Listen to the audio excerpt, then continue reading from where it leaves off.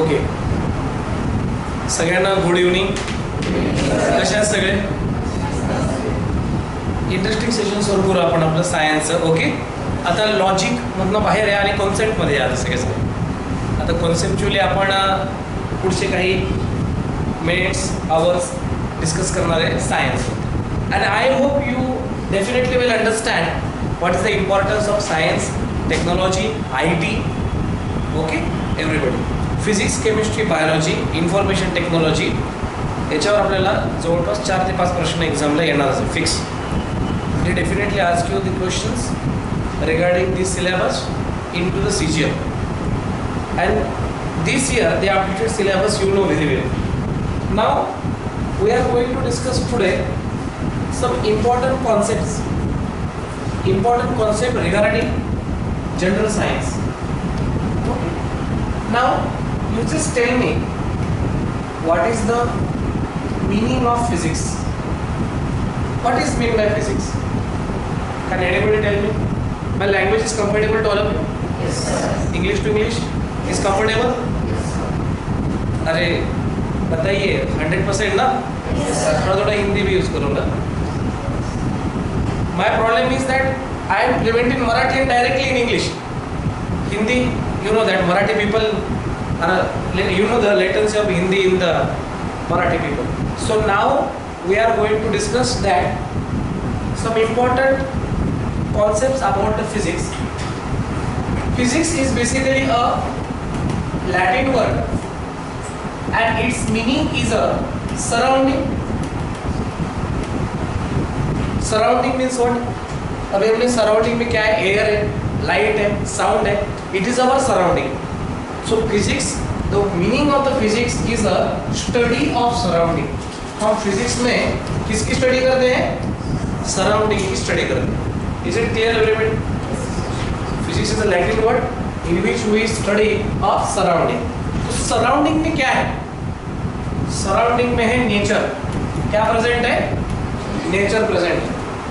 So in the physics we study about the nature and some important natural phenomena. What are the natural phenomena? Light, sound, electricity, these are the natural phenomena. त्याला मराठीमध्ये नैसर्गिक घटना म्हणतो. याचा अभ्यास आपण कशात करतो?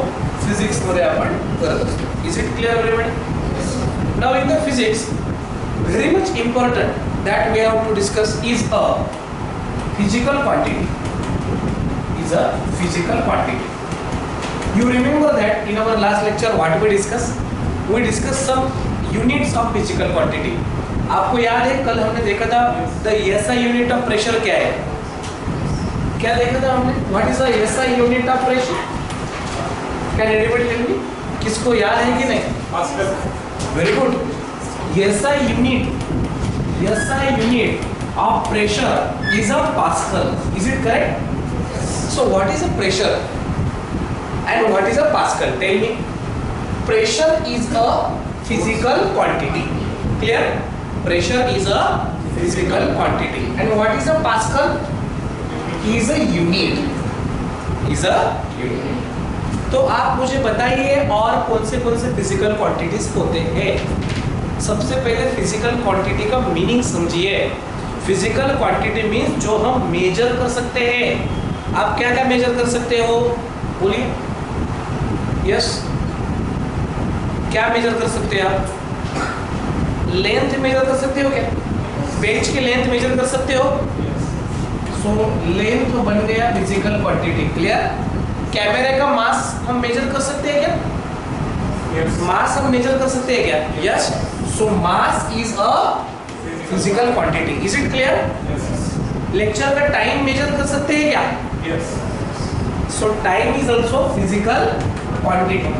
हम लाइट मेजर कर सकते हैं क्या? लाइट हम ऐसे गिनते हैं कि 1 किलो लाइट आया सन से। We can not measure light, but we measure the intensity of light. हम इंटेंसिटी मेजर कर सकते हैं, हम लाइट की स्पीड मेजर कर सकते हैं, पर हम लाइट को मेजर कर सकते हैं क्या? So light is not a physical quantity. Always remember this things. So whatever we measure is called physical quantity. कल की क्लास में हमने देखा था प्रेशर का ऐसा यूनिट पूछा था। So pressure is a physical quantity. Clear it is? Pressure is a physical quantity. Length, mass, time is also physical quantity. Okay, you also write down the current notes, okay, on the board. आपको running notes बनाना है आपके copy के अंदर, okay ना? जो जो important आपको लगे आप उसका रनिंग नोट्स बना लीजिए। Length, mass, time are physical quantity. Always remember this things. जिसको हम मेजर कर सकते हैं उसको हम फिजिकल क्वांटिटी बोलते हैं। और मुझे बताइए और कौन से फिजिकल क्वांटिटी है? Yes, yes, very good, correct. Temperature एक फिजिकल क्वांटिटी है। किसमें मेजर करते हैं हम temperature? Degree Celsius. Degree Celsius. अच्छा हुआ, इतना टेम्परेचर, अभी भी टेम्परेचर बहुत है ना समर सीजन में, तो टेम्परेचर हम डिग्री सेल्सियस में मेजर करते हैं और केल्विन में मेजर करते हैं और डिग्री फ़ारेनहाइट में मेजर करते हैं। ये सारे यूनिट्स है उसके, okay. So temperature is physical quantity. और एनी एल्स? और कौन से फिजिकल क्वांटिटी बताइए? करंट मेजर कर सकते हैं। Yes, correct. So electric current is also physical quantity. हम फोर्स मेजर कर सकते हैं। Yes, it is a physical quantity. हम पावर मेजर कर सकते हैं। Definitely power is physical quantity. हम एनर्जी मेजर कर सकते हैं। यस। हम वर्क मेजर कर सकते हैं। Absolutely, that is a physical quantity. ऐसे बहुत सारे फिजिकल क्वांटिटी, इम्पल्स है, टॉर्क है, बहुत सारे। और इन सारे फिजिकल क्वांटिटी के ऊपर सीजीएल क्वेश्चन बनाएगा। They ask you the SI unit and they ask you the type of physical quantity. So physics के अंदर हम किसकी पढ़ाई करेंगे? Physical quantity. अच्छा, व्हीकल से आते हो, व्हीकल की स्पीड आप मेजर कर सकते हो क्या? Yes. So speed is also physical quantity. जब आप व्हीकल का आपके एक्सेलरेटर बढ़ाते हो तब क्या होता है? स्पीड चेंज होती है, उसको हम क्या बोलते हैं? It is called as acceleration. It is also a physical quantity. तो जो भी चीजें हम मेजर कर सकते हैं उसको हम क्या बोलेंगे? Physical quantity. Is it clear everybody? Mass measure कर सकते हैं, टाइम मेजर कर सकते हैं, लेंथ मेजर कर सकते हैं, एरिया मेजर कर सकते हैं, वॉल्यूम मेजर कर सकते हैं, डेंसिटी मेजर कर सकते हैं, ओके। अब जो नॉन साइंस बैकग्राउंड की जो स्टूडेंट है उनको अभी समझ में नहीं आएगा कि कौन से फिजिकल क्वांटिटी है, पर इसका मतलब अभी समझ में आपको आया होगा कि फिजिकल क्वांटिटी ये ऐसी चीज़ें हैं जो हम मेजर कर सकते हैं, इनका मेजरमेंट हो सकता है। हाइट मेजर कर सकते हैं क्या? यस।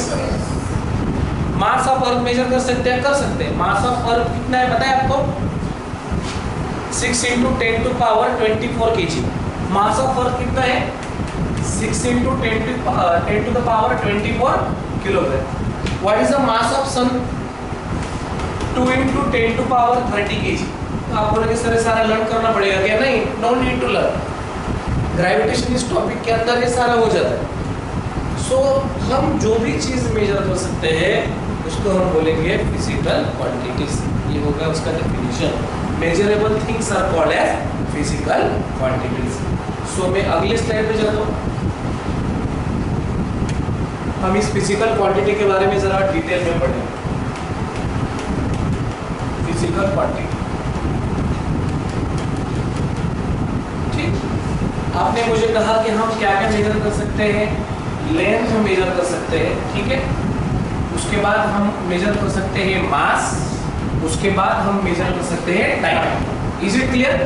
अभी मैं यहाँ पे फिजिकल क्वांटिटी लिखता हूँ, उसका नाम है स्पीड। हम स्पीड किस में मेजर करते हैं, कोई बता पाए? तुमच्याकडे कोणाकोणाकडे व्हेइकल्स है, किसके पास व्हेइकल है? व्हेइकल से कौन आता है क्लास को? ओके, तो आप कौन से जनरली स्पीड से आते हो? 50 पर क्या 50 के आगे क्या रहता है? किलोमीटर पर 50 किलोमीटर आवर है कि नहीं? 60, 70, 80, 100 फिर घाटी। So these are the speed limits. But what is a kilometer? Kilometer is a unit of length and what is hour? It is a unit of time. Is it clear? Yes, इसका मतलब क्या हो गया? Speed is depends upon length and speed is depends upon time. ये समझ में आ रहा है क्या? Yes sir. So आपको यही डिफरेंस पता चलेगा लेंथ, मास, टाइम और स्पीड में क्या डिफरेंस है। Speed is depends upon length, mass, time. चलो मास पे नहीं है पर लेंथ और टाइम के ऊपर डिपेंड है। फॉर एग्जांपल चलो हम एरिया निकालते हैं। एरिया ऑफ सर्कल क्या है? पाई आर स्क्वायर। इसका यूनिट क्या बनेगा? Metre square. मतलब एरिया किसके ऊपर डिपेंड है? लेंथ के ऊपर डिपेंड। अभी मुझे आप एक बात बताइए, लेंथ हो गया, मास हो गया, टाइम हो गया, ये किसके ऊपर डिपेंड है? Length, speed is depends upon length and time. Yes. Area is depends upon the length. Then length is depends upon what? Length किसके ऊपर डिपेंड है? लेंथ, ये डेस्क की लेंथ आप मेजर करोगे, ये फिजिकल क्वांटिटी है, ये किसके ऊपर डिपेंड है क्या? समझ में आ रहा है मैं क्या बोल रहा हूँ? Speed is depends upon length and time. Speed is depends upon length and time, but length is do not depend upon any other quantity. Mass is do not depend upon any other quantity. Time is do not depend upon any other quantity. They are independent. जैसे Hindu mythology में शंकर भगवान है, विष्णु भगवान है और कौन है? ब्रह्मदेव। 3 है ना? एवेंजर में भी 4-5 है कि नहीं? हर ग्रीक माइथोलॉजी में भी है। ऐसे माइथोलॉजी होती है कि नहीं? इसके अंदर गॉड रहते हैं ना, उसी तरह फिजिक्स के अंदर 3 इंपॉर्टेंट है। इन तीनों से ही सारे फिजिकल क्वांटिटी बने हैं, ये समझो आप। इन तीनों से ही जितने भी फिजिकल क्वांटिटी है ये सारे बने हैं। तो इसको हम बोलते हैं फंडामेंटल क्वांटिटी। क्या बोलते हैं हम इसको? Fundamental quantity. What is a fundamental? What is the meaning of fundamental? They do not depend upon any other. They are fundamentals because they are independent from others. Always remember this. So fundamental quantity 3 है। कितने हैं? कौन से हैं? Length है, मास है और time. समझो, मैं कॉन्सेप्ट वाइज बता रहा हूँ। ओके, लूसेंट की बुक में भी है जनरल साइंस, तो जब पढ़ोगे, जो नॉन साइंस बैकग्राउंड वाला बच्चा पढ़ता है जल्दी से अंडरस्टैंड नहीं होता, इसलिए लेक्चर्स होते हैं ना। तो किताब में तो सब है, फिर भी बच्चे क्लास को क्यों जाते हैं? क्योंकि वो समझ में आना चाहिए ना। समझ में आ रहा है? पर लेक्चर होने के बाद यदि आप वो बुक पढ़ोगे तो आपको 100% क्लियर हो जाएगा। तो आपका लेक्चर 100% कब कंप्लीट होगा? एक तो लेक्चर अटेंड करना है और घर पे वही किताबें पढ़ना है, बात खत्म। डाउट आ गया तो आपको पूछना है। ओके, साइंस का डाउट पूछिए, मैं इतना होशियार नहीं हूँ अदर सब्जेक्ट्स में, पर साइंस में थोड़ा बहुत आता है। मतलब 9 साल में थोड़ा बहुत सीखा हूँ मैंने कि क्या क्या आता है एग्जाम में, क्या क्या। क्योंकि अभी कुछ लोग देखता हूँ मैं, 1 साल पढ़ाते और बोलते हम अभी क्या बोलते किंग हो गए सब्जेक्ट के। नहीं, इवन तो अल्बर्ट आइंस्टाइन ने बोला था my knowledge is like a small drop of ocean. ठीक है, पर इतना तो है कि लास्ट टाइम जो क्वेश्चन हमने लिए थे तो 70 to 80% क्वेश्चन एग्जाम को रिपीट, क्वेश्चन ही रिपीट होते हैं सर। क्वेश्चन ही क्या होते हैं? रिपीट होते हैं। अभी पिछले बार प्रेशर के बारे में पूछा है, तुमको अगली बार पावर के बारे में पूछेंगे। What is the unit of power? क्या है? वैट। जूल एनर्जी का है, सब बताने वाला हूँ, don't worry. So length, mass, time are fundamental quantities. Is it clear? So इसका मतलब ये हो गया कि जो भी फिजिकल क्वांटिटी जितने भी फिजिकल क्वांटिटी है इसके सीधे सीधे दो टाइप्स है. Number one is a fundamental quantity. कौन सी क्वांटिटी है? फंडामेंटल. एंड अनदर वन, इसके बारे में अभी मैं बताता हूँ. फंडामेंटल क्वांटिटी के बारे में पहले बोल देता हूँ. तीन क्वांटिटी मैंने बोले हैं. कौन? ब्रह्मा विष्णु महेश. क्या? नहीं, ब्रेन, मास और क्या है? याद रखो, इन तीन फंडामेंटल क्वांटिटीज है. Clear everybody? अभी इसके ऊपर कोई क्वांटिटी डिपेंडेंट है. इसके ऊपर जो क्वांटिटी डिपेंड है, कौन सी क्वांटिटी डिपेंड है? स्पीड डिपेंड है. बराबर ना? स्पीड का फॉर्मूला पता है आपको? क्या है? आपने कितने डिस्टेंस कितने टाइम में कवर किया है, that is a distance upon time. So distance means length upon time. So ये स्पीड डिपेंड है फंडामेंटल क्वांटिटीज के ऊपर. Is it clear everybody? Yes sir. Very good. और force, what is the formula for force? Mass into acceleration. तो mass के ऊपर depend है, length के ऊपर, टाइम के ऊपर डिपेंड. अभी आपको ये फॉर्मूला पता नहीं तो भी चलेगा, डोंट वरी. इतना ही समझो कि फोर्स फंडामेंटल के ऊपर डिपेंड है और पावर, प्रेशर, ठीक है, energy, work. So these are the quantities which is depends upon fundamentals. आपने ड्राइंग किसने किसने बनाई है 8, 9, 10 में? किसको ड्राइंग पसंद थी सबसे ज्यादा? हो गया. आपको तीन बेसिक कलर बताइए ड्राइंग में जो यूज होते हैं. जिस तीन कलर से सारे कलर्स बनते हैं, रेड, ब्लू एंड ग्रीन. इसको बोलते हैं आरजीबी. क्या बोलते हैं इसको? याद रखो. कौन से कलर बोले मैंने?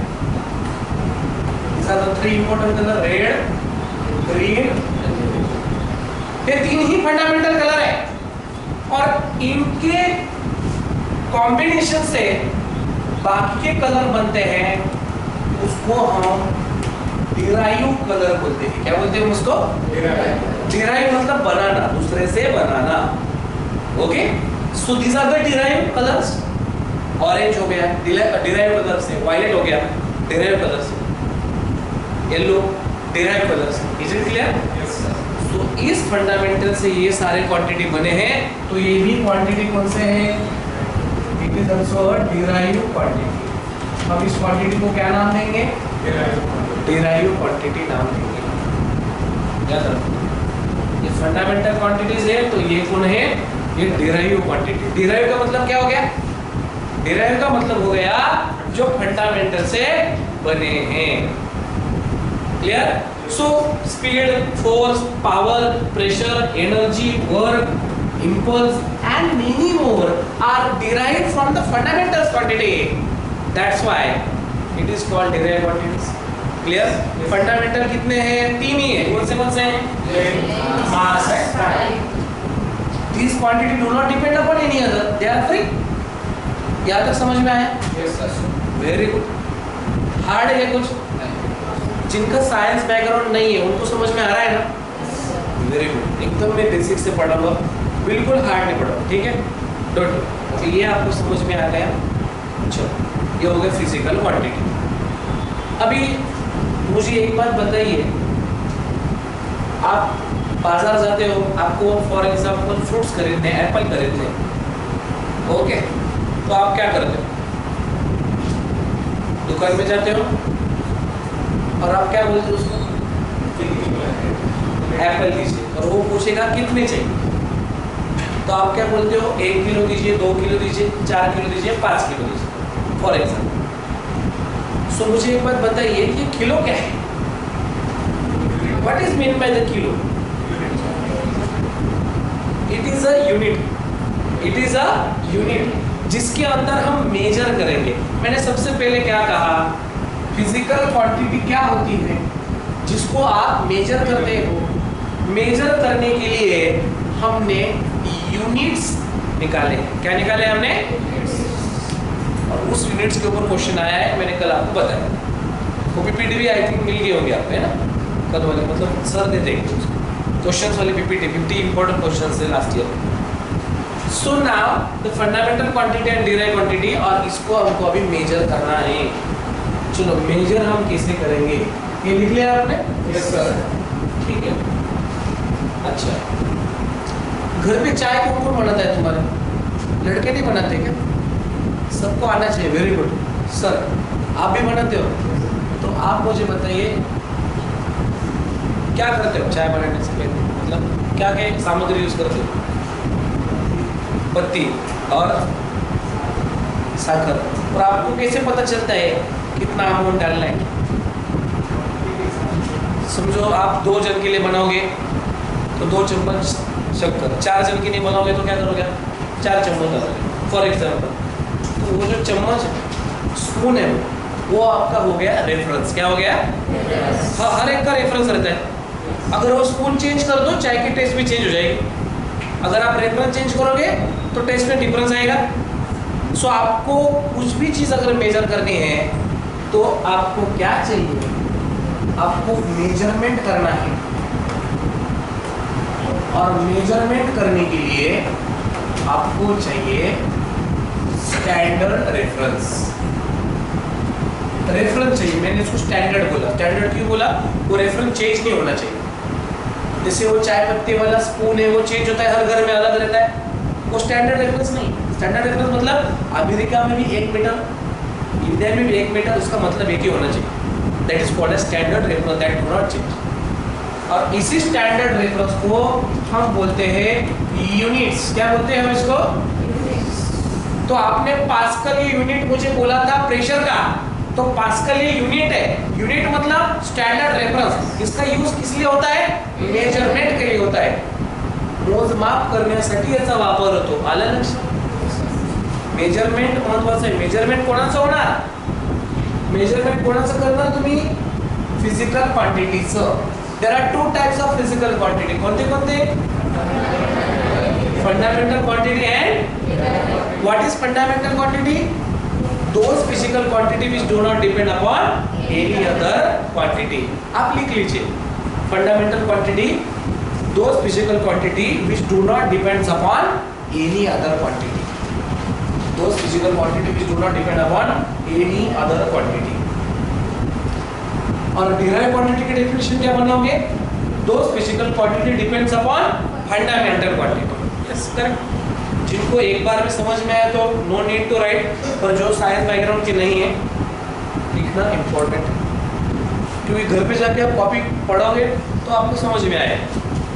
चलो नेक्स्ट पॉइंट, मैंने कहा units is a standard reference. तो किसने ये यूनिट्स तैयार किए? कोई बोलेगा ये यूनिट्स किसने तैयार किए? मैंने तैयार किए है क्या? ये तो पढ़ाने वाला आदमी। तो किसने तैयार किए?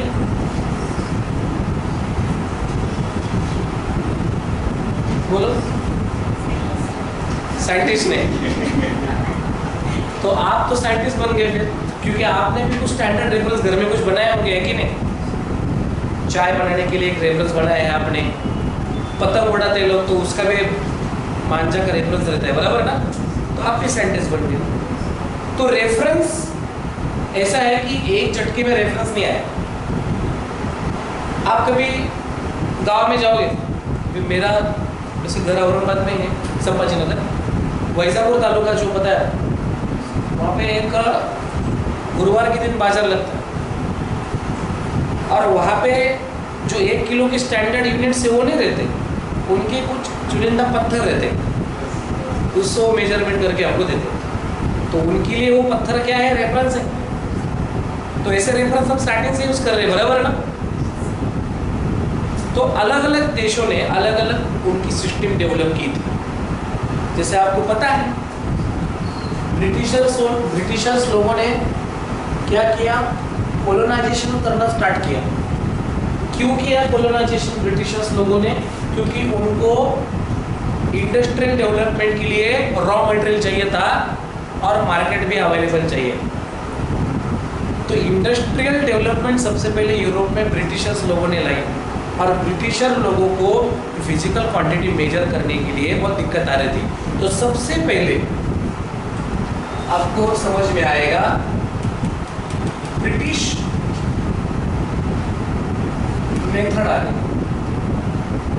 और इस ब्रिटिश मेथड में इनका जो नाम है ब्रिटिश मेथड का वो है FES। क्या नाम दिया उन्होंने? FES। सो ब्रिटिशर्स मेथड में FPS ये है सिस्टम ऑफ यूनिट्स।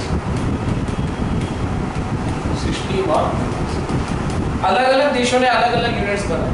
थोड़ा इतिहास में हमको जाना पड़ेगा क्योंकि ब्रिटिशर्स ने क्या किया, सबसे पहले यूनिट्स डेवलप किए। तो ये 3 वर्ड्स है और भगवान कितने थे अपने पास? 3। कौन से? Length, mass, time. फिजिक्स के भगवान की कौन है? Length, mass, time. ये तीनों को मेजर करने के लिए क्या दिया है? ठीक है, समझ में आ रहा है? तो F का मतलब होता है फुट और इससे हम मेजर करेंगे लेंथ। P का मतलब होता है पाउंड, इससे हम मेजर करेंगे मास। और S का मतलब होता है सेकेंड, इससे हम मेजर करेंगे टाइम। ये हो गया FPS, foot, pound and second, length, mass and time. अभी जरा इसके बारे में डिस्कस करते हैं। आपको पता है अभी ब्रिटेन में वो राजा बना हो, अभी क्या नाम है उसका? Prince Charles. उसकी मदर थी, उनका नाम क्या था? एलिजाबेथ। बराबर है ना? अभी राजा बना है। ब्रिटेन में कॉन्स्टिट्यूशन आने से पहले से ही वहां पे मोनार्क सिस्टम थी, मोनार्क सिस्टम। तो 14th सेंचुरी में थॉमस नाम का एक राजा, थॉमस, उसको क्या लगा क्या पता, उसने उसके प्रधानमंत्री को बोला कि तू जा और एक सीमेंट की फर्शी लेकर, मोल्डेड। उसने सीमेंट की फर्शी लाई, सीमेंट की फर्शी के ऊपर उस राजा ने अपना पैर रखा और उसकी पैर के इंप्रेशन उस पर आ गए और उस राजा ने कहा कि ये मेरे पैर का जो डिस्टेंस है इससे आप लेंथ मेजर करो। तब से आ गया फुट। तो अभी भी हम उस राजा का जो पैर है उसका इस्तेमाल लेंथ मेजर करने के लिए करते हैं। ये मोनार्क सिस्टम में क्या होता है कि उनको उनकी आइडेंटिटी जिंदा रखनी है, इसकी वजह से ऐसे कुछ करते थे उस टाइम। समझ में आ रहा है मैं क्या बोल रहा हूँ? तो फुट ऐसा है, फुट कुछ साइंटिफिक नहीं। आप ब्रिटिश सिस्टम में देखो कुछ भी यूनिट्स है, they are not in decimal. Like देखो मीटर को हम 100 सेंटीमीटर में डिवाइड करते हैं, फुट को ऐसे डिवाइड नहीं कर सकते। फुट, यार्ड, ये सारे ब्रिटिशर्स यूनिट सिस्टम है। तो हर राजा ने ऐसा अगर तय किया होता तो क्या होता? जिस राजा का पैर बड़ा उसके कपड़े ढीले आते थे और जिसका पैर छोटा तो वो आते ही नहीं थे, कि नहीं? तो ये मोनार्क सिस्टम है, इसको साइंटिफिक बेस नहीं। That's why we cancel FPS in SI system. Always remember, currently we are using SI system and the teacher also asking me the question on SI system, but I do not directly jump on SI. आपको ये पता रहना चाहिए कि ये भी system है। उसके बाद है पाउंड।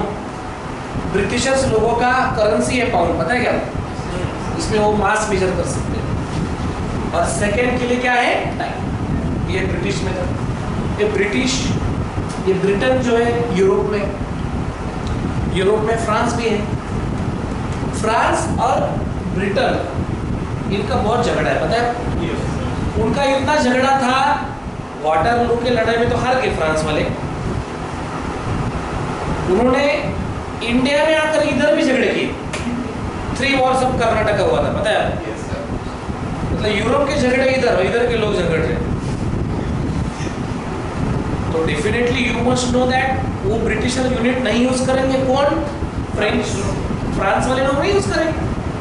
फ्रेंच लोगों ने, फ्रांस के लोगों ने एक खुद की सिस्टम डेवलप की, उसको हम बोलते हैं फ्रेंच मैट्रिक सिस्टम। क्या बोलते हैं उसको? French metric system. मैट्रिक का मतलब जिसमें 0 से लेके 9 तक नंबर है, that is called as French metric system. 0 से लेके 9 तक नंबर है, इसको फ्रेंच मैट्रिक सिस्टम बोलते हैं। मैट्रिक मतलब 10, इसमें 10 नंबर है, 0 से लेके 9 तक 10 आंकड़े हैं, उसको मैट्रिक बोलते हैं। फ्रेंच लोगों ने क्या किया? मैट्रिक सिस्टम इस्तेमाल किया और उन्होंने जो सिस्टम डेवलप की उसका पहला नाम है लार्ज स्केल सिस्टम। और लार्ज स्केल सिस्टम में उन्होंने इन्वेंट किया है MKS, ये फ्रेंच लैंग्वेज। इसमें M का मतलब होता है मीटर, क्या होता है? इसमें आप लेंथ मेजर करो। K का मतलब क्या है? किलोग्राम, इसमें हम मास मेजर करें। और S का मतलब क्या है? सेकेंड, इसमें हम क्या मेजर करेंगे? सो किलोग्राम, हम बोलते हैं ना किलोग्राम, ग्राम, ये सारे वर्ड किसके हैं? फ्रेंच लोगों के। पता है आपको? आपको पता है बटाटा, ये जो वर्ड है ये पोर्तुगीज वर्ड है, पता है? तंबाकू इंडिया में पोर्तुगीज लोगों ने लाई है, पता है आपको? फॉरेन आइटम है, वीआईपी। चाय इंडियन नहीं है, ये अंग्रेजों ने लाया है। इंडिया के लोग शरबत, दूध, दही पीते थे पहले, मक्खन खाते थे। ये चाय की आदत किसने लगाई? चाइनीज नहीं, ब्रिटिशर्स। चाइनीज क्यों आएंगे यहाँ? क्योंकि चाइना भी उनका एक कॉलोनी था ब्रिटिशर्स लोगों का। आपको ये पता है कि शंघाई, वहाँ पे अभी उसका अभी बात चालू है, क्योंकि शंघाई के लोग बोलते हैं हम स्वतंत्र होना चाहते हैं, पर चाइना नहीं बोलते। वैसे चाइना कुछ भी बोलता है, ये हमारा, वो हमारा, ऐसा करता है चाइना। अक्सर चीन भी हमारा, अरुणाचल प्रदेश भी हमारा, ऐसा बोलता है चाइना, पता है? वहाँ पे LAC है, LOC इधर है पाकिस्तान के साथ, और यहाँ पे LAC, line of actual control बोलते हैं, पता है क्या?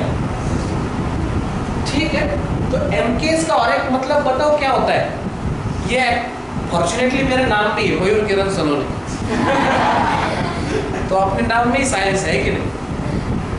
तो मीटर, किलोग्राम, सेकेंड, ये हो गया MKS। ये बहुत हिट हो गया, ये मामला बहुत हिट हो गया। तो क्यों हिट हुआ मैं बता दूं। इन्होंने बड़ी चीजें मेजर करने के लिए MKS दिया है, और छोटी चीजें मेजर करने के लिए भी सिस्टम दिया है। दैट्स व्हाई ये बहुत पॉपुलर बन गया। मैं अगले स्लाइड पे जाऊँ क्या? तो फ्रेंच सिस्टम में स्मॉल स्केल भी दिया है, उसका नाम है CGS। क्या नाम है उसका? CGS। C का मतलब आपको पता है, it is called as centimetre. G का मतलब पता है आपको, ग्राम। और S का मतलब क्या है? ये सारे फ्रेंच सिस्टम है, एक ब्रिटिशर से और एक फ्रेंच में। CGS मतलब सेंटीमीटर, ग्राम है। 1 मीटर का मतलब होता है 100 सेंटीमीटर। 1 किलोग्राम का मतलब होता है 1000 ग्राम। सेकेंड बाकी कॉमन है उसको, second is a common. So these are the small scale system and MKS is a large scale system, metre, kilogram and second. Is it clear everybody? Yes. तो ये हो गया अलग अलग देशों के सिस्टम। चाइना का अलग था, जापान का अलग था। इंडिया वाले तो ब्रिटिशर मेथड यूज करते थे। क्यों? क्योंकि ब्रिटिशर्स का राज था यहाँ पे। अभी भी हम फुट, यार्ड यूज करते हैं, पता है आपको? अभी भी फुट का इस्तेमाल हम करते हैं, इंचेस का इस्तेमाल करते हैं। So that is not a French system, that is a britisher system. पता है आपको ये चीज? ब्रिटिशर्स तो इंडिया छोड़ के गए, और उनकी सारी आदतें हमको लगा, ठीक है? फॉर एग्जाम्पल देखो ना, अगर आप इंग्लिश में कम्युनिकेट करते हो तो ही आप वेल एजुकेटेड कहलाओगे। और इंग्लिश में गालियाँ भी बहुत प्यारी प्यारी लगती है, हिंदी में बहुत बकवास लगती है ना? ऐसे ही है ना? तो उनको तो वो मैकॉले ने कहा था कि हमको ऐसे कारकुन चाहिए जो राष्ट्रवादी ना हो। राष्ट्रवादी मतलब नॉट अजित दादा, नेशनलिस्ट ना हो, बल्कि हमारे गुलाम रहे। उस हिसाब से उन्होंने सिलेबस डिजाइन किया जो डेवलप नहीं होने दिया हमारा इमेजिनेशन था। देखो आप ग्रेजुएशन में देखो, रट्टा मारना है खाली, पर जब आप कॉम्पिटिटिव एग्जाम में आते हो ना, तो रियल एजुकेशन का मीनिंग समझ में आता है। कॉम्पिटिटिव एग्जाम में रट्टा वगैरह सिर्फ इससे नहीं चलता है, कॉन्सेप्ट चाहिए क्लियर आपको, ये भी याद रखो। CGS system, centimetre, gram and second. Okay, ये तो हो गया CGS। अभी मेन मुद्दे पे आते हैं। अच्छा, एटॉमिक बॉम्ब किसने किसके ऊपर गिराया था? बोलिए। अमेरिका ने गिराया था, किसके ऊपर? जापान के ऊपर। कहाँ पे गिराया था? Hiroshima and Nagasaki. कब गिराया था? 1945 में गिराया था, अगस्त महीने में, 6 और 9 तारीख। पहला बॉम्ब था फैट मैन और दूसरा बॉम्ब था लिटिल बॉय। पहले में यूज किया था यूरेनियम 235, दूसरे में यूज किया था प्लूटोनियम 239। ये एटॉमिक बॉम्ब था, उसको न्यूक्लियर फिशन हुआ। उसके बाद हुआ यूनाइटेड नेशन ऑर्गेनाइजेशन की स्थापना। इसके अंदर फिर इस्टेब्लिश हुआ WTO, वर्ल्ड ट्रेड ऑर्गेनाइजेशन। और एक समस्या आने लगी कि अंतरराष्ट्रीय व्यापार करते समय बंदरगाहों पे यूनिट्स का कन्वर्जन बहुत हार्ड होने लगा, क्योंकि हर देश का सिस्टम अलग अलग था। तो क्या हो गया, 1971 में पेरिस, कहाँ पे पेरिस, लास्ट स्टेशन क्या आगे क्या, बर्सोडा है वो तो नहीं, पेरिस, ये फ्रांस में था ये, बराबर ना। तो फ्रांस में क्या हुआ, इन्होंने तय किया एक मीटिंग करना। इंडिया भी एक सदस्य था, एक देश एक वोट था, उम्मीदवार थे FPS, MKS और अलग 2-3 थे। एंड डेफिनेटली किसको वोट ज्यादा मिले, MKS। तो MKS की जीत हुई, पर उसके डेफिनेशन में बदल हो गया। फ्रेंच वाला MKS और SI वाला MKS में फर्क है। तो इन्होंने एक इस्टेब्लिशमेंट की, उसका नाम है सिस्टम ऑफ इंटरनेशनल यूनिट्स। क्या नाम दिया, सिस्टम ऑफ इंटरनेशनल यूनिट्स। और 1971 के बाद हर देश को यही यूनिट यूज करना कंपलसरी कर दिया, इवन अफगानिस्तान को भी। ओके, उनको भी बम वगैरह बढ़ाने के लिए लोग किलोमीटर यूज करें, है ना, सबसे ज्यादा बम वगैरह वही बनते हैं ना। उसके बाद चाइना भी बोलेगा कि हम हमारे यूनिट नहीं, चाइना को भी SI में भी डील करना पड़ेगा। और एक इम्पोर्टेंट चीज, फिजिक्स के अंदर आपको हर एक यूनिट SI में ही कन्वर्ट करना है। और हमको ये क्यों पढ़ना है, एग्जाम में क्वेश्चन आता है, बस सिंपल सा लॉजिक है भाई, एग्जाम में क्वेश्चन आता है SI यूनिट पढ़ना। तो इसमें क्या हो गया, देखो सबसे पहले कौन सा क्वांटिटी है, लेंथ। और लेंथ का यूनिट हमने किससे तय किया है, मीटर। इसका सिंबल है यम। पर ये वाला मीटर और MKS वाले मीटर में फर्क है, क्योंकि यहाँ पे जो मीटर की व्याख्या की गई है, इन्होंने लाइट का यूज किया, पता है। इन्होंने एक टाइम डिसाइड किया, 1 सेकेंड का बहुत छोटा फ्रैक्शन लिया है। उस टाइम में लाइट जितना डिस्टेंस कवर करेगा उसको 1 मीटर बोला जाएगा। आई 1 सेकेंड रिपीट, लाइट ट्रैवल करेगा ना, तो 1 मीटर लाइट ट्रैवल करने के लिए टाइम लगता है, उसको हम बोलते हैं 1 मीटर। ऐसी डेफिनेशन की है, ज़्यादा डिटेल में भी जाने वाला नहीं, पर आपको यही समझ में आना चाहिए MKS वाला। और बहुत सारे एजुकेटर भी गलती करते हैं, वो बोलते हैं MKS ही ऐसा है, नहीं, MKS का मीटर का डेफिनेशन नहीं है। वो तो ब्रॉन्ज इरिडियम की पट्टी थी, वहाँ पे रखी है फ्रांस में अभी भी, हैलोजन के गैस में। अभी इसका डेफिनेशन बदल गया। सो लेंथ का क्या है, मीटर, इतना याद रखो। सेकेंड इज अ मास। मास का क्या है, किलोग्राम, और किलोग्राम का यूनिट है kg। अभी रिसेंटली 2017 में इसका डेफिनेशन बदला है, 2017 में इसका डेफिनेशन बदला है, और वो लिख लीजिए। वो डेफिनेशन अभी बदला है प्लांक्स कांस्टेंट के ऊपर किया है। ऐसा है, मुझे अपडेटेड नॉलेज भी आपको देना है, क्योंकि आप भी बुक में पढ़ोगे और देखोगे ये तो प्लांक्स कांस्टेंट के ऊपर डिपेंड है, सर ने बताया नहीं, सर को ही आता नहीं, ऐसा भी होता है कि। तो मैंने पहले ही बता दिया है, अपडेटेड सिलेबस में भी प्लांक्स कांस्टेंट लिखा है। ये प्लांक्स वही है, फोटो इलेक्ट्रिक इफेक्ट वाला, सनलाइट से इलेक्ट्रिसिटी तैयार होती है ना, उसमें H रहता है ना, उसको प्लांक्स कांस्टेंट बोलते हैं। E is equal to H mu बोलते हैं इस फॉर्मूले से। अल्बर्ट आइंस्टाइन को नोबेल प्राइज इसकी वजह से मिला है, ना कि इसकी वजह से। और एटॉमिक बॉम्ब का नुकसान इससे बनता है। तो अल्बर्ट आइंस्टाइन भी सोच रहा होगा, जिसमें मैंने ये मेन इंपॉर्टेंस दिया, उसको नोबेल प्राइज नहीं दिया। ये ऐसी चीजों के लिए नोबेल प्राइज देते हैं। वैसे देखा जाए तो सत्येंद्रनाथ बोस को भी नोबेल प्राइज मिलना चाहिए था। मैं बाद में केमिस्ट्री में बताऊंगा। सॉलिड लिक्विड गैस पता है ना, उसके बाद प्लाज्मा होता है, पता है। उसके बाद 5th स्टेज होती है, बोस आइंस्टाइन स्टेज, पता है। 3 तरह के मीडियम होते हैं, सॉलिड, लिक्विड और गैस।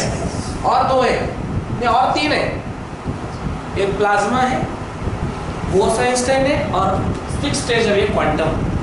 क्वांटम कंप्यूटर्स का जमाना है अभी, पता है, याद रखो।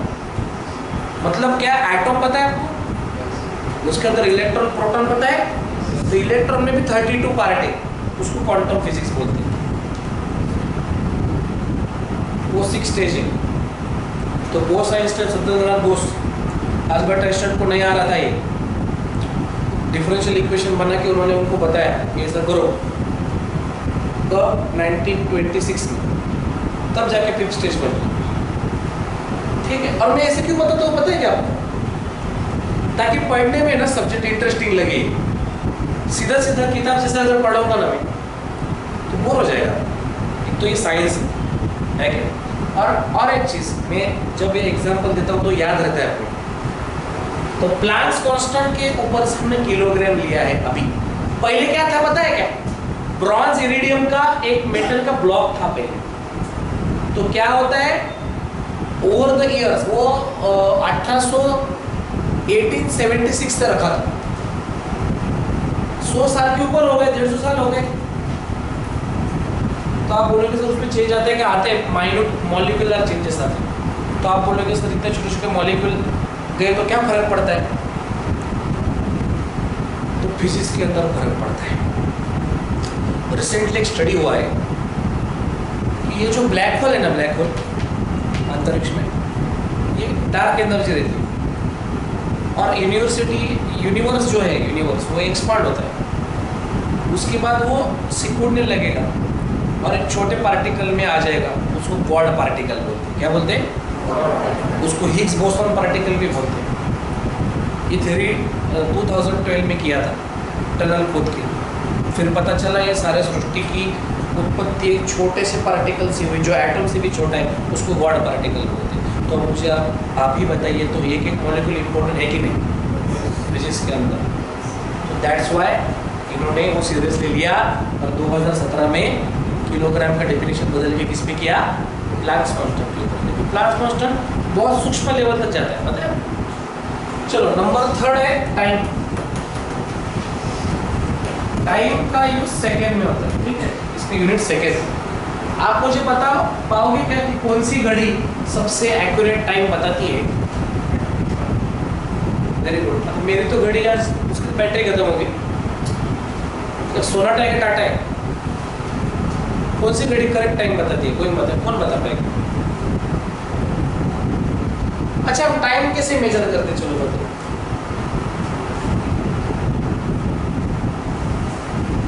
ये अर्थ है, ऐसे नहीं यार, समझो ऐसी है, ये हॉरिजॉन्टल लाइन है, वर्टिकल लाइन है। चलो ये बताइए, वर्टिकल से मेजर करते का हॉरिजॉन्टल से?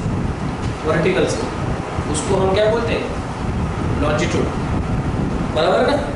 तो ये टाइम मेजर करते हैं हम ग्रीनविच मेडिटेरियन से, और 5.5 घंटे आगे इंडिया है, इसलिए इंडिया का टाइमिंग क्या रहता है, 5.5 घंटे GMT। GMT मतलब ग्रीनविच मेडिटेरियन टाइम प्लस में, मतलब ब्रिटेन आगे के हम आगे, हम नहीं है, ब्रिटेन आगे। क्यों? क्योंकि हम 5.5 घंटे उनके आगे, मतलब वो अपने पहले है। मैं इसको समझ में आ गया।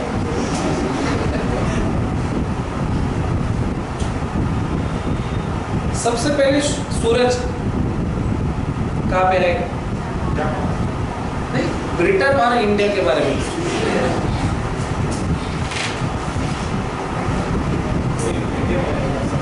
Are you sure?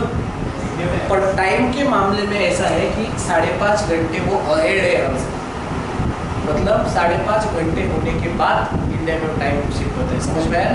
तो अब लैग कर रहे, लैग पता है ना, पीछे टाइम मेजरमेंट सिस्टम से हम पीछे। इससे नुकसान होता है, ट्रेडिंग में होता है नुकसान, मैं बताऊंगा बाद में, इसका साइंस है। और पैसिफिक ओशन के ऊपर अगर आप ईस्ट से वेस्ट आओगे ना, तो आप पास्ट में ट्रैवल करोगे, मतलब 2 तारीख को निकले 1 तारीख को पहुंचोगे, क्योंकि टाइम हम GMT से मेजर करते हैं ना। ठीक है, इंटरेस्टिंग है ना। सो टाइम मेजर करने के लिए एटॉमिक क्लॉक का यूज होता है। किसका यूज होता है? Atomic clock. एटॉमिक क्लॉक में यूज करता है सीसियम। सीसियम ये एक मेटल है जो मॉडर्न पीरियोडिक टेबल में है। ये क्या करता है, हर सेकेंड कुछ रेडिएशन इमिट करता है। यू नो रेडिएशन, मराठी में त्याला किरण म्हणतो आपण, प्रारण। And that number of radiation are bits per second. जितने रेडिएशन निकले उतने हम सेकेंड मेजर करेंगे, and that is uniform, that is periodic in nature. So हम एटॉमिक क्लॉक का यूज मेजर करते हैं। हमारे इंडिया में जो टाइम जोन गया है वो कहाँ से गया है? मिर्जापुर से गया है। Mirzapur is not web series only. Mirzapur से हम क्या मेजर करते हैं? टाइम। चलो इलाहाबाद लीजिए, इलाहाबाद, मिर्जापुर। अभी इलाहाबाद का नाम बदल दिया है, प्रयागराज किया है शायद, तो वहीं से हम टाइम मेजर करते हैं।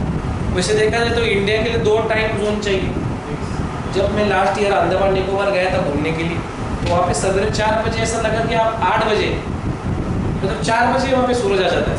ऐसा क्यों होता है? टाइम जोन, बराबर ना, टाइम जोन की वजह से होता है। तो यहाँ पे अमेरिका में 4 टाइम जोन है, पता है क्या? टेक्सास के लिए अलग टाइम जोन है, उधर अलग टाइम जोन है। सो टाइम हम मेजर करते हैं एटॉमिक क्लॉक, और टाइम का यूनिट क्या है? सेकंड। ठीक है, चलो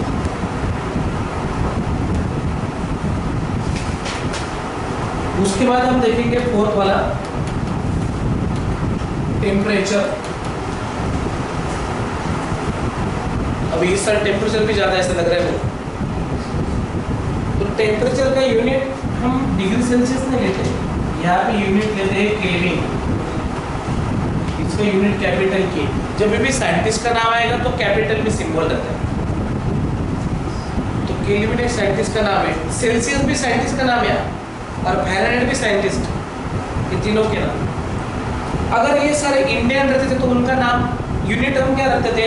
पाटिल कुलकर्णी जोशी। ये हो गए यूनिट्स ऑफ टेम्परेचर। पाटिल्स राइट हैंड रूल है कि नहीं? और यहाँ के तो साइंटिस्ट है ही, क्योंकि ज़्यादा से ज़्यादा बच्चे क्या कर रहे हैं? एमपीएससी, यूपीएससी, सीजीएल, साइंटिस्ट बनने के लिए टाइम ही नहीं रहता। कल्चर ही ऐसा, गवर्नमेंट जॉब भी अच्छा है, ऐसा कल्चर बना है। ऐसे अमेरिकी में नहीं, आपने देखा क्या अमेरिकी के बच्चे ऐसे पढ़ रहे हैं, अमेरिकन पब्लिक कमीशन, ऐसा कुछ नहीं हुआ। वो कैपिटलिस्ट देश है, वहाँ पे भांडवलवादी लोग हैं। ठीक है, टेम्परेचर हो गया, केल्विन। उसके बाद क्या है? Electric current. अभी देखो मैंने क्या बताया था, फंडामेंटल क्वांटिटी 3 है। कौन से? Length, mass, time. और एसआई बोल रहा है नहीं, एसआई बोल रहा है फंडामेंटल क्वांटिटी 7 है। कितने हैं? 3 तो हो गए। चौथा बताया टेम्परेचर, 5वां है इलेक्ट्रिक करंट। इलेक्ट्रिक करंट का इनोवेशन किया था एम्पियर ने, साइंटिस्ट का नाम है, unit capital A, ampere. Electricity हम एम्पियर में मेजर करते हैं। नंबर 6 बोलिए, लुमिनस इंटेंसिटी।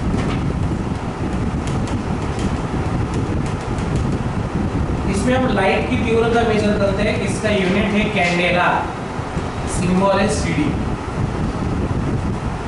क्रिकेट मैच में अंपायरों के पास लक्स मीटर रहता है, लक्स ठाकुर नहीं है, लक्स मीटर। उसमें एक्सपोजर मेजर करते हैं टेस्ट मैच में खासकर, क्योंकि जब इवनिंग के टाइम में वो जो रेड बॉल है वो दिखता ही नहीं, तो गलत जगह पे लग जाएगा तो प्रॉब्लम हो जाएगा, है कि नहीं? हेलमेट वगैरह से बोल रहा था मैं। तो इसकी वजह से वो लक्स मीटर यूज़ करते हैं और देखते हैं कि कितना एक्सपोजर है। लाइट का इंटेंसिटी मेजर करते हैं हम, तो वो ल्यूमिनस इंटेंसिटी पे मेजर करते हैं। समझ में आ रहा है ना? सो इंटेंसिटी ऑफ लाइट किस में मेजर कर रहे हैं हम? कैंडेला। नेक्स्ट है नंबर 7, अमाउंट ऑफ सब्सटेंस। इसका यूनिट है मोल, सिंबल है MOL।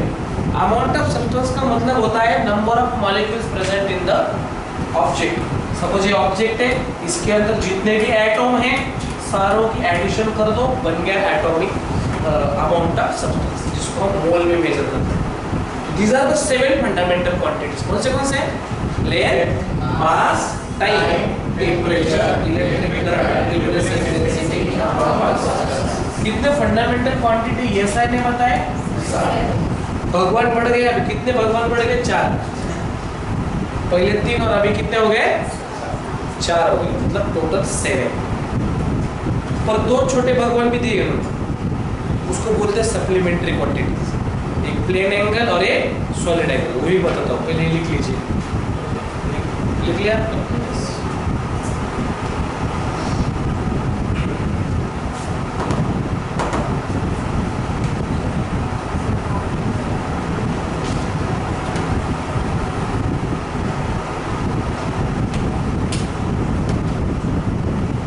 नेक्स्ट है सप्लीमेंट्री क्वांटिटी। कौन सी है? Supplementary quantity. There are 2 supplementary quantity. Number 1 is a plane angle and another is a solid angle. Plane angle हम major करते हैं रेडियन से, क्या अर्थ होगा? इसका सिंबल है RAD। और solid angle हम मेजर करते हैं स्टेरेडियन से, इसका सिंबल है। सॉलिड एंगल 3D में यूज होता है, plane angle 2D। 3D 2D क्या है? 3D पिक्चर देखते हो क्या? क्या रहता है? 3D का मतलब होता है 3 डायमेंशन। जनरली हम जो देखते हैं 2D, वर्टिकल और हॉरिजॉन्टल, तो डेप्थ हमको 3D में दिखती है। तो एक और एक डायमेंशन ऐड होता है, उसको 3D बोलते हैं। 3D में डेप्थ भी दिखती है, हाइट भी दिखती है, हमेशा याद रखो। So steradian is unit of 3D, उसको सॉलिड एंगल बोलते हैं। ये हो गया ESI सिस्टम, बहुत ही इंपॉर्टेंट है ESI सिस्टम। ESI सिस्टम के ऊपर क्वेश्चन आने वाला है, CHSL वाले भी पूछते हैं।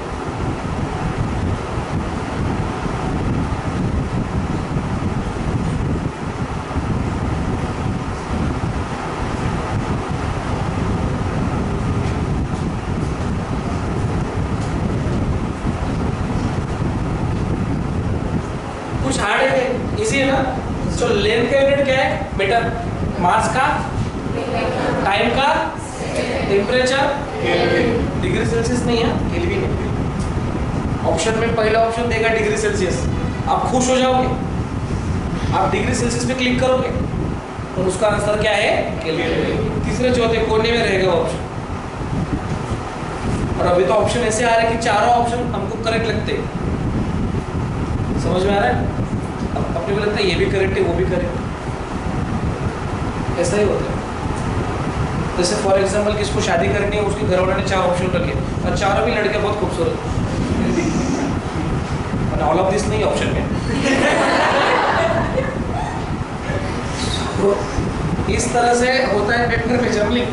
तो इसके लिए एक ही मैं मंत्र बताता हूँ, आप यहाँ पे पढ़ रहे हो, MCQ की प्रैक्टिस लगाना है रोज, पढ़ना और MCQ की प्रैक्टिस लगाना। MCQ ये बहुत ही इंपॉर्टेंट है, क्योंकि उस MCQ का जोन में आप आने चाहिए। समझ में आया ना?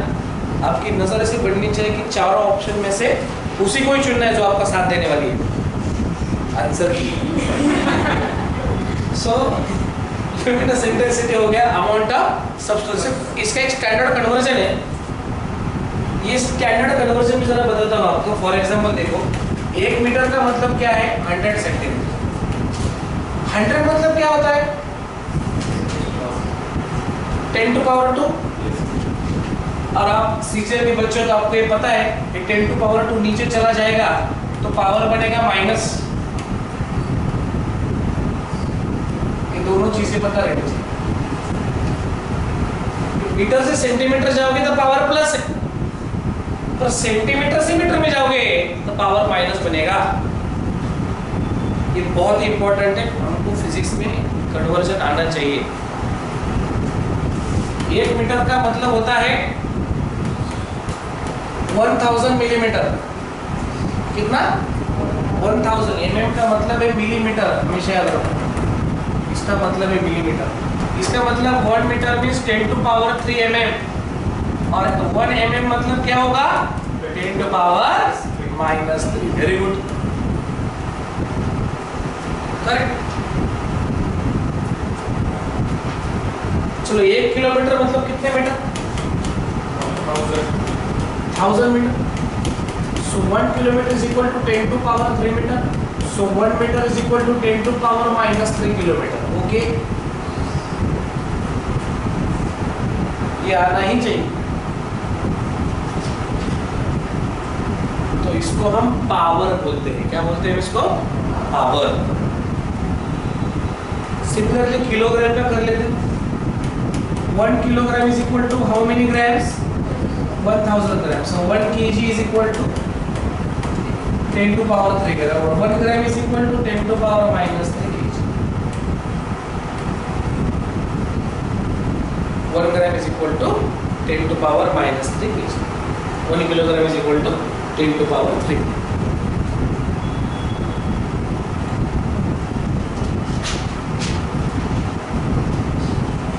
टाइमिंग के ऊपर जाते हैं. मुझे बताइए 1 मिनट का मतलब क्या होता है? 60 सेकेंड. 1 आवर का मतलब क्या होता है? 60 into 60. So 1 hour is equal to 3600 second. एक दिन में, एक सोलर डे में कितने आवर होते हैं? 24 आवर्स. यस और नो? सो 1 डे का मतलब होता है 24 into 3600. इसका गुणाकार करोगे तो 86,400 सेकेंड आएगा. बराबर? 86,400 सेकेंड एक दिन में होते हैं. चलो एक साल में कितने दिन होते हैं?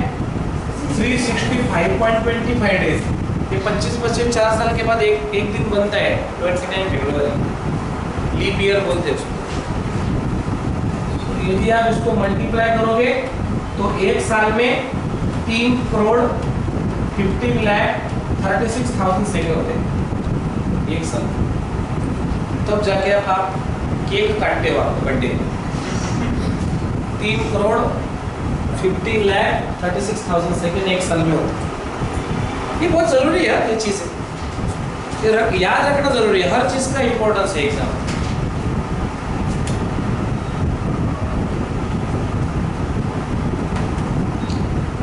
फिजिकल क्वांटिटी में स्केलर और वेक्टर क्वांटिटी भी है. मैं तुम्हें कल बताऊंगा. और अभी हम स्टैंडर्ड कन्वर्जन के पार्ट देख लेंगे. उसको हम प्रेफिक्सेस बोलते हैं. प्रेफिक्सेस. ओके. बहुत ही इंपॉर्टेंट है. आपको याद ही रहना चाहिए.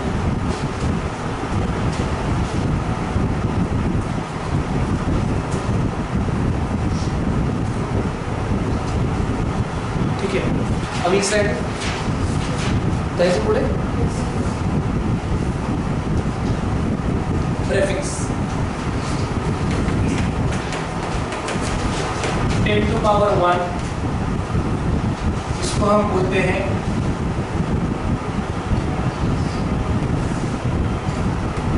Deka. 10 to power 2 hecto. 10 to power 3 kilo. 10 to power 6 को हम बोलते हैं mega. 10 to power 9 is giga. 10 to the power 12 is a tera. 10 to the power 50 is a beta. 10 to power 18 is a exa. 10 to power 3 का gap है is a zeta. and 10 to power 24 is a iota. ऐसा है. Minus में भी हम देखेंगे 10 to power -1 is a deci. -2 का मतलब है सेंटी. -3 का मतलब है मिली. -6 का मतलब है माइक्रो, जो एग्जाम में मारते थे बच्चे 10वीं में. -9 का मतलब है नैनो. -12 का मतलब क्या है? नैनो के बाद आता है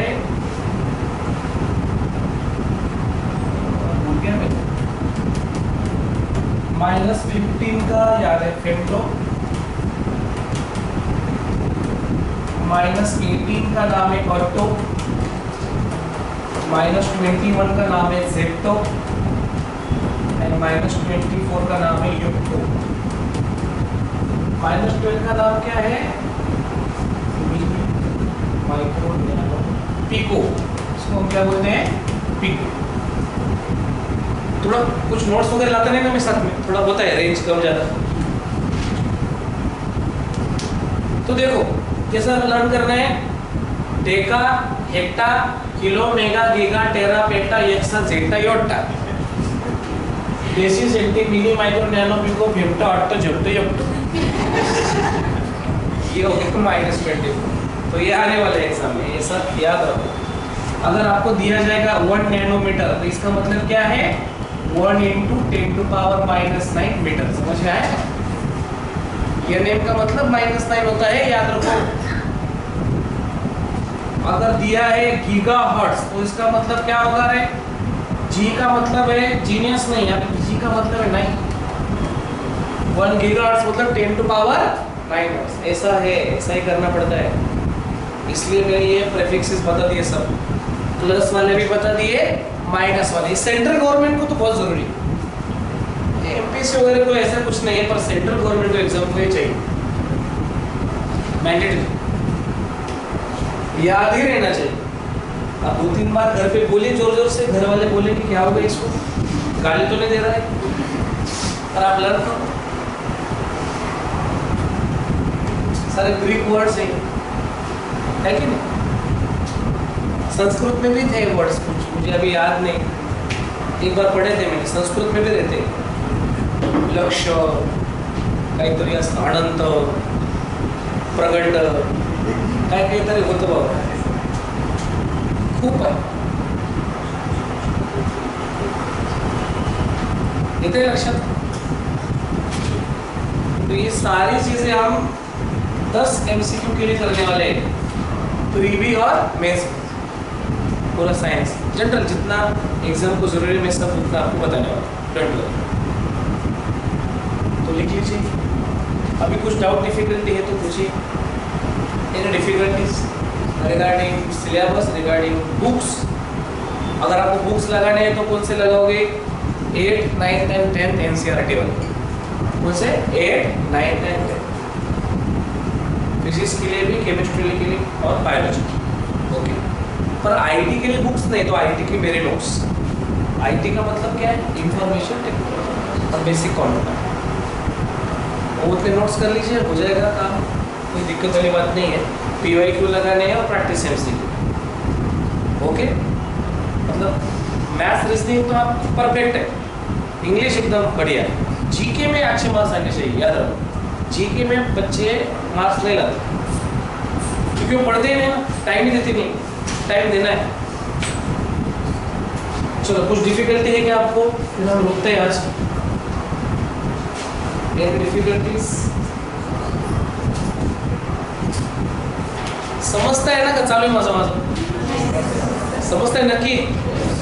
असं तर नाही होतं काय बोर करते सर, असं तर काही नाही ना। ॲक्च्युली टीचिंग करायला आवडतं मला, MPSC UPSCला तर माझे लेक्चर असतातच, CGL तर आहेच। तर डेफिनेटली तुम्ही डिफिकल्टी काही जरी आल्या तर विचारायचं आहे मला। फ्रँकली इट्स माय ड्युटी, तुम्हाला एक वेळेस सांगेल, 2 वेळेस सांगेल, 3 वेळेस सांगेल, 4थ्या वेळेस पण सांगेल, ठीक आहे? काही अडचण तुम्ही कधीही विचारा मला, चालेल। तो ॲपवरती पण लेक्चर असतं आपल्या ना, तुम्ही ते पण बघू शकता का? ते समजा एखाद्याचा क्लास मिस झाला, अच्छा ठीक आहे, यूट्यूबला तर आहे ना सध्या, यूट्यूबला तर हां ठीक आहे, जैसे चालेल। चलो काही अडचण कोणाला? ठीक आहे, थँक्यू व्हेरी मच, थांबवा।